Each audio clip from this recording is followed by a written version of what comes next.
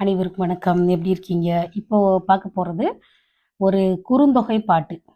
அதுக்கப்புறம் 3 திருக்குறள். சரியா? இப்ப அந்த பாட்ட பார்ப்போம். 108வது பாட்டு. குறுந்தொகை பாட்டு. ரொம்ப அருமையான பாட்டு. அப்படியே நீங்க மனசுக்குள்ள கற்பனை பண்ணி பார்த்தீங்கன்னா, அவ்வளோ அழகா இருக்கும். பாட்ட வாசிக்கட்டுமா? இது என்னன்னா, முல்லை நிலத்தில இந்த பாட்டு நடக்குது. அதாவது இதோட பாட்டோட பேக்கிரவுண்டு. முல்லை நிலம். தலைவி சொல்றா தோழிகிட்ட. அவ நினைக்கிற ஒரு விஷயத்த சொல்றா. அப்போ இந்த பாட்டு எப்படி இருக்குன்னா, வாசிக்கிறேன். மழை விளையாடும் குன்று சேர் சிறுகுடி. அதாவது மழை விளையாடும்னா, மேகங்கள் விளையாடக்கூடிய ஒரு குன்று சேர். ஒரு குன்று இருக்கிற குன்றுக்கு பக்கத்துல ஒரு சிறு குடி. சிறு குடின்னா ஒரு சின்ன ஊர். சிற்றூர் சொல்லுவோம்ல, அந்த மாரி. சிறு குடின்னா சிற்றூர். கறவை கன்று வையின் அப்படின்னா, கறவை மாடுகள் அந்த புல்லு மேயிற இடத்த மேய்ஞ்சிட்டு, திருப்பி அத கன்றுகள பத்தி நெனச்சுக்கிட்டே வருது. அதாவது கிராமங்கள்ல 2 தடவ பால் கறப்பாங்க. ஒரு 5 மணிக்கு, ஒரு தடவ 5:30க்கு பால் கறப்பாங்க. சாயங்காலம் 3 அல்லது 4, 5 அது மாரி ஒரு கரெக்ட்டான டைம் இருக்கும். அந்த டைமுக்கு கரெக்ட்டா அந்த மாட்ட ஓட்டிக்கிட்டு வந்துருவாங்க. சில இடங்கள்ல பார்த்தீங்கன்னா, 10, 20 மாடு மொத்தமா நடந்து போகும். சில மாவட்டங்கள்ல. இப்ப நாங்கலாம் மாட்ட ஓட்டிக்கிட்டு வருவோம். பால் கறக்கிற டைமுக்கு. அப்போ அந்த மாடு வீடு நெருங்க நெருங்க அது வீட்டுக்கு போறோம்னு தெரியும் இல்லையா? வீடு நெருங்க நெருங்க வேகமா நடக்கும். ஏன்னா, அந்த கன்னுக்குட்டிய பார்க்கணுன்ற ஒரு ஆவல்ல. இப்ப நீங்க 4 மணிக்கு பால் கறக்குறாங்கன்னு வச்சுக்கோங்க. அது 4 மணி தாண்டிச்சுன்னா அதுக்கு கஷ்டமா இருக்கும். ஏன்னா, நான் அந்த டைமுக்கு அதுக்கு பால் சுரக்கும். கன்னுக்குட்டி குடுக்கணும் அப்படின்னு சொல்லிட்டு அதுக்கு ஒரே இது என்ன சொல்லுவாங்க? ஆர்வமா இருக்கும். ஒரு மாதிரி எப்போ வருவாங்க அந்த பால்காரங்க அப்படின்னு சொல்ற மாரி பார்க்கும். இப்போ கறவை மாடுனா, அதுக்கு பால் கறக்குது. அதுக்கு கன்னுக்குட்டி இருக்குன்னு அர்த்தம். கறவை பசு கன்று பத்தி நெனச்சுக்கிட்டே வீட்டுக்கு போகுது. அடுத்து படர்புறவில் பாசிலை முல்லை பாசிலை முல்லை ஆசியில் அப்படின்னா, அதாவது அந்த வீட்டுக்கு வெளியில ஆ பஸ் அ பாசிலை அப்படின்னா பசிய இலைகளை உடைய முல்லைப்பூ கொடி. இது படர்ந்து இருக்குன்னா முல்லைப்பூ கொடி முல்லை. செடி முல்லை கிடையாது. செடி முல்லைங்கிறது லைட்டா அந்த மஞ்ச கலரா இருக்கும். அந்த செடி முல்லை கொஞ்சம் லைட்டா மஞ்ச கலரா இருக்கும். இந்த கொடி முல்லை வெளவெளேன்னு இருக்கும். இதோட வாசனை வேற, அதோட வாசனை வேற. இப்ப நாங்க தோட்டத்துல விவசாயம் பண்றது பச்சை முல்லை. அது குத்து செடியா வளரும். புஷ் மாதிரி வளரும். அதாவது குத்தா வளரும். அ இப்படி பெருசா வளர்ந்து கிடக்கும். அ அதுபோல அந்த பாசிலை அந்த பசிய அதாவது பசியன்னா பச்சை நிறம். பசியன்னா ரொம்ப அழகான துளிர் மாதிரி இருக்கும் இல்லையா? அந்த பசிய இலைகளை உடைய அந்த முல்லை கொடி எங்க பார்த்தாலும் பூத்து கிடக்கும். இப்போ என்னோட சட்டை அதுக்காகத்தான் நான் போட்டேன். இது போல அந்த இடம் ஃபுல்லா பூத்து கிடக்குது. அதாவது நேச்சுரலாவே வளர்ந்திருக்கிறது. அப்படியே கிடக்கு. அப்ப ஆசியில் அப்படின்னா மாசற்ற. ஆசுன்னா மாசு. ஆசு இல்லுன்னா மாசற்ற. அந்த கலர் அவ்வளோ பியூரா இருக்குதாம். எதுவுமே இலக்கியத்துல சொல்றப்போ, அது சாதாரணமா சொல்ல மாட்டாங்க. எல்லாத்தையுமே ஆ இது என்ன சொல்றது? அம் அதாவது அட்ஜெக்டிவ், அட்வெர்ப் எப்படி சொல்றது? அதாவது அந்த ஒரு வினையவோ, இல்ல ஒரு பொருளையோ உயர்த்தி சொல்றது. உயர்த்தி சொல்றது, இல்ல தாழ்த்தி சொல்றது. எதுவா இருந்தாலும் அதுக்கு முன்னாடி ஒரு வார்த்தை போட்டுருவாங்க. நம்ம பட்டப்பேர் மாதிரி, அடைமொழி மாதிரி எல்லாத்தையும் சொல்லுவாங்க. ஆசு இல்ல. அதாவது மாசு இல்லாத ஒரு விளவிளேர்ந்த அந்த முல்லைப்பூ பூத்து கிடக்காம். அப்புறம் அதாவது மாசியில் வான். அப்புறம் வான்பூ செவ்வான் செவ்வி கொண்டன்று. அதாவது வானம் எப்படி இருக்குன்னா, அதாவது சாயங்கால நேரம் இல்லையா? கன்னுக்குட்டிய பார்க்க மாடு போகுது.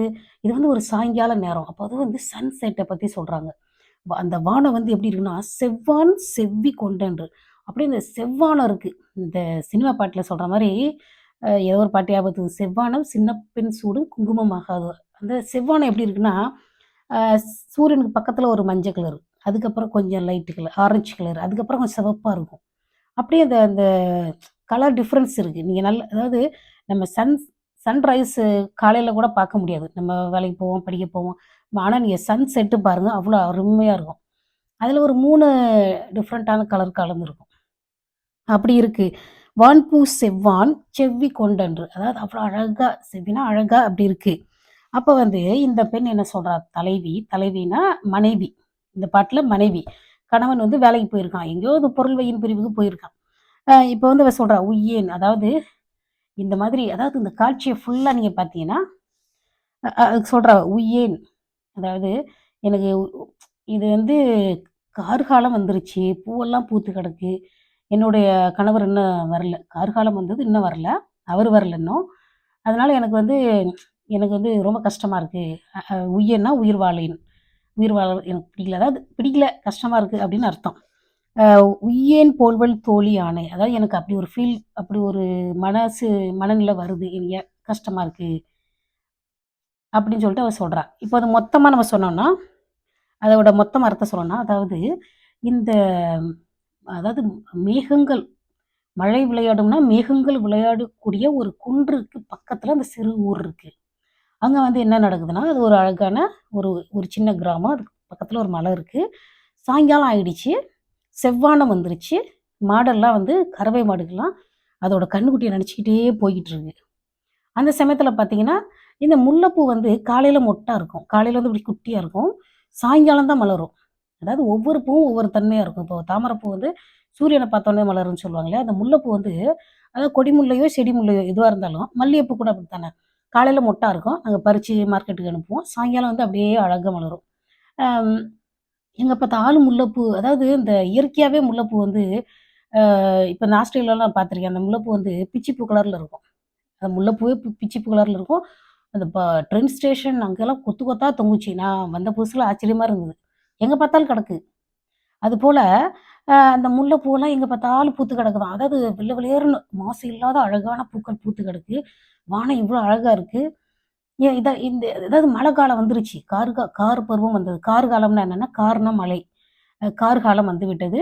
இன்னும் எங்க வீட்டுக்காரரு இன்னும் திரும்பி வேலை முடிஞ்சு வரல. அதனால எனக்கு மனசு கஷ்டமா இருக்கு அப்படின்னு அந்த பொண்ணு சொல்றா. இதுல எனக்கு ரொம்ப ஆச்சரியமா இருந்தது என்னன்னா, ஏதோ நினைச்சு மறந்து போயிட்டேன். அதாவது இந்த முல்லைப்பூ இருக்கு தெரியுங்களா? அந்த முல்லைப்பூ நாங்க தோட்டத்துல விவசாயம் பண்றது பச்சை முல்லை. அது குத்தா வளரும். அந்த பூ காலையில, அதாவது நல்ல வெயில் அடிக்கிற சமயத்துல என்ன பண்ணுவோம், சரியா கண்ணு தெரியாது. நாங்க பறிக்கிறப்போ. பறிச்சுட்டு அது 1, 2 இலைக்கு பின்னாடி மறைஞ்சிருக்கும். அத போய் நாங்க சாயங்காலம் எடுப்போம். அதுக்கு பேரு தப்பு பூன்னு சொல்றது. தப்புன பூ. தப்பு பூ. தப்பு பூ பொறுக்கிட்டு என்ன செய்றது, சாமிக்கு மாலை கட்டி சும்மா உதிரியாவும் போடலாம், மாலை கட்டியும் போடலாம். அதுபோல நான் நெறைய பூ மாலை கட்டி நான் சாமிக்கு போட்டுருக்கேன். ஆனா அந்த டீனேஜ்ல நான் பூ வைக்கலன்னு எனக்கு இப்ப தான் வருத்தமா இருக்கு. ஏன்னா அப்ப தெரியாதுல்ல நான் வெளிநாட்டுக்கு வருவேன்ட்டு. இங்க பூக்கடை கிடையாது. அதாவது அதாவது அதாவது பெண் இல்லாத ஊரில் ஆண் பூ கேட்பதில்லைங்கிற மாரி இங்க பூ கடையே கிடையாது. இப்ப நம்ம பூ வேணும்னா நமக்கு பூ வேணும்னா நம்மளே தான் வளர்த்துக்கணும். அப்புறம் Facebook மார்க்கெட் பிளேஸ்லலாம் போடுவாங்க. ஆனா அத காசு குடுத்து பூ வாங்கணுமா? அதுவும் அதுக்கு இங்க இந்த பூ விக்கிற இடம் பார்த்தீங்கன்னா, ஒரு 20 கிலோமீட்டர் தூரத்துல இருக்கும். 20 கிலோமீட்டர் தூரம் போணுமா? அப்படின்னு சொல்லிட்டு தோணாது. ஆனா எல்லார் வீடுகள்லயும் ரோஸ் இருக்கு. எங்க பூ வச்சுட்டு போறது சொல்லுங்க? பூ வச்சுட்டு வண்டியில ஏறி கோயிலுக்கு போலாம். பூ வச்சுக்கிட்டு ரோட்ல நடந்து முடியாது. ஏன்னா நம்ம மட்டும் தனியா தெரிவோம். புரியுதுங்களா? இப்ப எதுக்கு நான் சொல்லிட்டு இருந்தேன்? பச்சை முல்லை. பச்சை முல்லைங்கிறது ம் அ வெ இந்த கொடி முல்லை அவ்வளோ வாசனை வாசனை பத்தாதுன்னா, அது பார்க்கறதுக்கு நல்லாருக்கும். சாமிக்கு போடலாம். ஆனா மனுஷங்க தலையில வச்சுக்கிறதுக்கு அந்த பச்சை முல்லை தான் ரொம்ப நல்லாருக்கும். எங்க வீட்ல இந்த தப்பு பூ பொறுக்கிட்டு வந்தேன்னு சொன்னேனே, அந்த தப்பு பூ என்ன பண்ணுவோம், நான் ஒரு நாள் எனக்கு ரொம்ப ஆச்சரியமா இருந்தது அன்னைக்கு. இவ்வளோ பூ நான் முடிஞ்சுட்டேன். இந்த இவ்வளோ நிலத்து முடிஞ்சுட்டேன். அதுதான் இங்க குளிர் அதிகமா இருக்குதா, எந்நேரமும் ஒரே தொல்ல. சைனஸ் தான் உலகத்திலே பெரிய நோய்.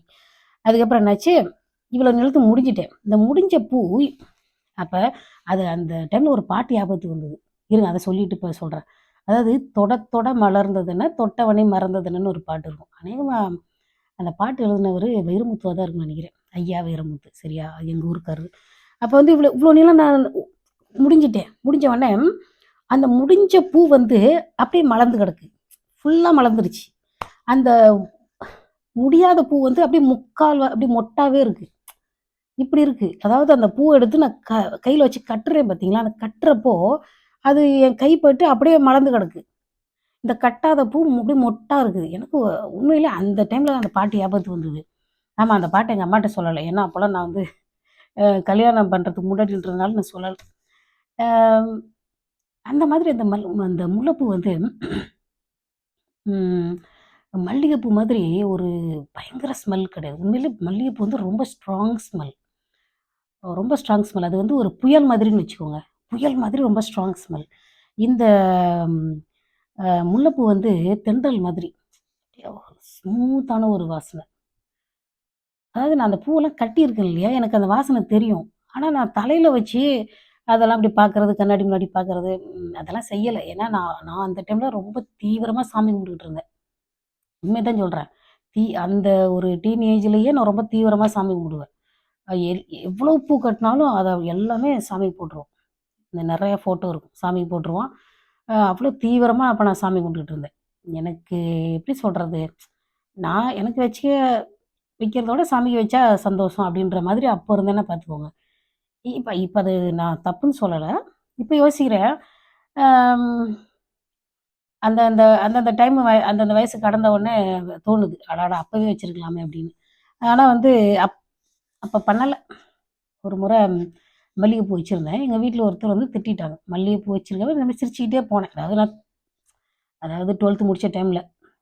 மல்லிகைப்பூ வச்சுட்டு அப்படியே சிரிச்சுக்கிட்டே விளையாண்டுக்கிட்டு ஒரு மாரி விளையாட்டுத்தனமா இருந்தேன். அப்ப ஏதோ திட்டுன உடனே என்ன பண்ணிட்டேன், எனக்கு கோவம் வந்துருச்சு. தலையில அடிச்சு திட்டுனதுனால என்ன பண்ணிட்டேன், பூ எடுத்து தூக்கி போட்டேன். இப்போ நான் வந்து அது என்னன்னா, அது என்ன அர்த்தம்னா, பூ வச்சுட்டு சந்தோஷமா இருக்கிறப்போ திட்டுனா கோவம் வரும். அப்ப நான் பூ தூக்கி போட்டுட்டேன். அதுக்கப்புறம் நான் பூ வைக்கல. எனக்கு தோணல. அப்ப நான் அதான் இந்த தீவிரமா சாமி கும்பிட்டேன்னு சொன்னேனே. இப்போ இந்த பாட்டு என்ன? குறுந்தொகை பாட்டு 108வது பாட்டு. அதாவது கார்காலம் வந்த உடனே அப்ப வந்து இந்த முல்லைப்பூ பூக்குது, இந்த மாரி அழகா இருக்கு. இந்த இயற்கை அது ஒரு ஒரு பெயிண்டிங் மாதிரி. இப்ப நம்ம சின்ன பிள்ளையில ஒரு படம் வரைஞ்சோம்னா, ஒரு மலை வரைவோம், ஒரு சன் வரைவோம். அப்படியே சன்செட் ஆவுற மாதிரி. பக்கத்துல ஒரு வீடு வரைவோம். அப்புறம் முடிஞ்சா மாடு வரைவோம். ஏன்னா மாடு வரைவது ரொம்ப கஷ்டம். இந்த மாதிரி ஒரு ஒரு அழகான ஓவியம் மாதிரி இந்த பாட்டு இருக்கிறது ரொம்ப நல்லா இருக்கு. சரியா? இது வந்து ம் குறுந்தொகை. சரி, இதோட இந்த வீடியோ முடிச்சுக்கலாம். அடுத்து நம்ம திருக்குறள் 3 திருக்குறள் இருக்கு. அடுத்த வீடியோல பார்க்கலாம். கட் பண்ணிக்கிறேன். சரியா? நன்றி.